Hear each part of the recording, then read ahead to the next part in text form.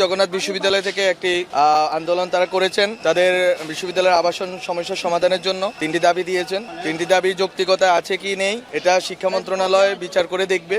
যে বিশ্ববিদ্যালয় আবাসন সংকট আছে এটা আমাদের সরকার সুনজরে দেখবে এবং যে বাজেট আছে আগামী বাজেটে তারা বলার চেষ্টা করেছেন আগামী বাজেটে যাতে তাদের আবাসন ভাতা 70% করা হোক, সেটা কত পার্সেন্ট করা যায় এটা আলোচনা সাপেক্ষ।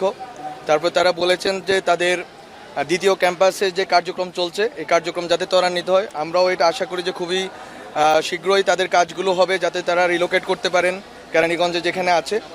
এবং তাদের আরেকটি দাবি আছে বাজেট না কমানোর জন্য এবং যে সামনের বাজেট আছে যাতে বাজেট বরাদ্দ তাদের বাড়িয়ে দেওয়া হয়। তো আমরা মনে করি সরকার এই জিনিসগুলো সুনজরে দেখবেন এবং শিক্ষা মন্ত্রণালয় আছে, অর্থ মন্ত্রণালয় আছে, প্রধান উপদেষ্টার কার্যালয় আছে, অনেকগুলো যেহেতু মিনিস্ট্রি রিলেটেড এই ক্ষেত্রে এবং ইউজিসি আছে, ফলত আমরা মনে করি যে ইন্টার মিনিস্ট্রিয়াল এবং এদের মধ্যকার সমন্বয় করে আমাদেরকে সিদ্ধান্তে আসতে হবে। আমরা আশা করি যে দ্রুতই প্রধান উপদেষ্টার সাথে জগন্নাথ বিশ্ববিদ্যালয়ের প্রশাসন এবং স্টেক হোল্ডারদের সাথে বসার সম্ভাবনা তৈরি হবে এবং দ্রুতই এই সমস্যার সমাধান হবে।